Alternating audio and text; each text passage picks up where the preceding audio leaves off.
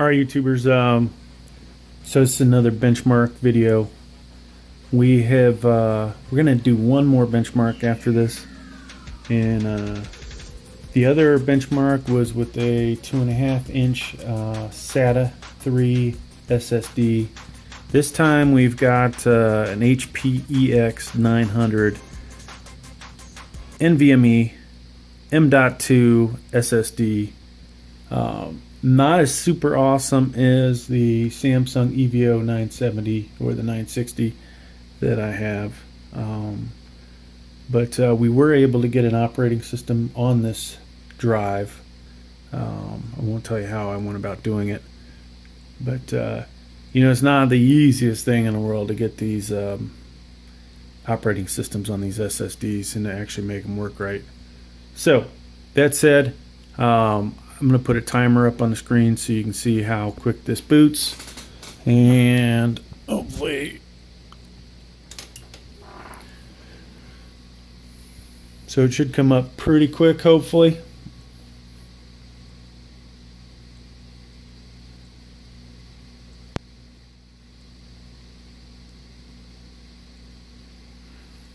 And it's taking longer than I would have expected. There it is. Okay. So I would stop the timer now. Alright, so I'm going to pause this while I log in. Alright, so we're in here. We're going to run the user benchmark. I may have to do this a second time, in which case I'll edit it out because CPU usage might be a little higher at the moment. But let's go for it. And I'm going to pause up until we get near the end. Alright, so while we're waiting on this, I'll talk a little bit about the computer. CPU, I3-9100f. Graphics card is a RX-580. It's actually the, I guess you'd call it the OEM version from HP. Then for the drive, we've got the Hpe EX900 Nvme M.2 solid-state drive, which is not the fastest, but it's definitely an improvement over your 2.5-inch model. Then for the motherboard, we have the MSI Gaming Plus motherboard. It's a Z370, and it is automatically recognized this chip, just in case you're curious.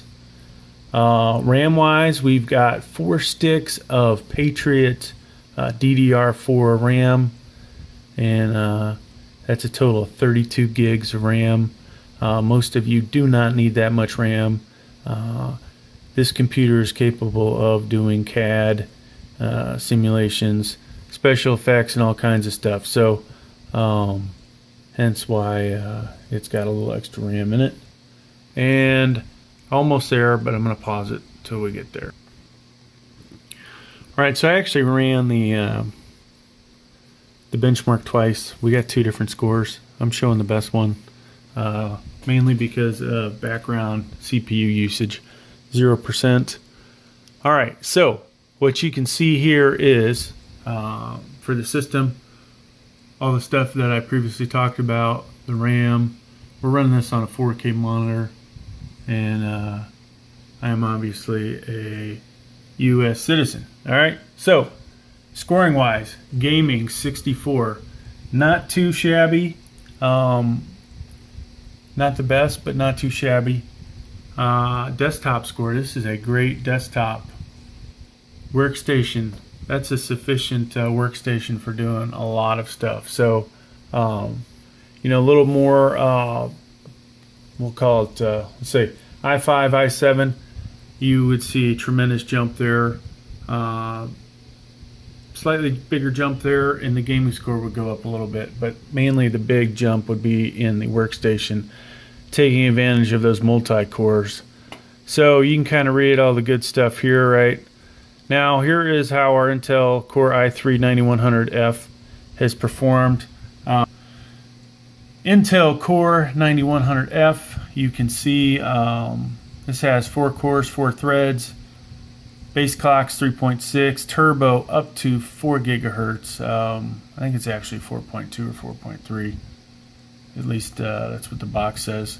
This one is not performing as well as it was. We were 99 percentile, and I'm not sure why switching out SSDs unless this guy's getting tired. Single core score, that is a great single core score, especially for an i3.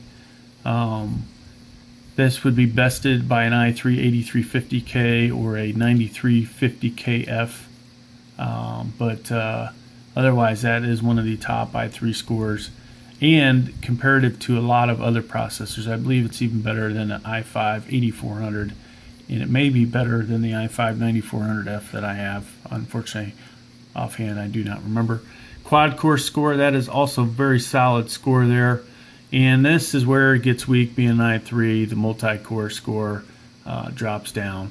So though this system can definitely handle doing CAD, simulation, special effects stuff, it's not ideal for that stuff, but it is actually will hold its own. So as I have done some of that myself, I actually ran a 4K video rendering test, and except for the i780 700K I have, this actually rendered a 4K video faster than any of the other machines, except for the i7, which also has the EVO 970 in it, and is just pretty much a badass computer due to all of the stuff in it. Alright, so Radeon, performing as expected. I've seen better numbers out of it, so hence why the gaming scores probably could have been up there as high as 66% from what I've seen from it. Now there is the Hpe X900 Nvme, and picked this up for around 30 bucks, if not more. I will click on that live outlet, wherever that is. I actually purchased this on eBay, but it is performing decently. The read score is really good, the write score not so great, but huge difference in productivity with this thing. So there's our RAM, and that's about all for this benchmark. So I'm going to do one more benchmark. We'll probably put in the EVO 960 or the 970 so y'all can see that. And hopefully this will help you guys make some decisions on what you decide to do with your computer build. Thank you for checking it out. Please like, please subscribe.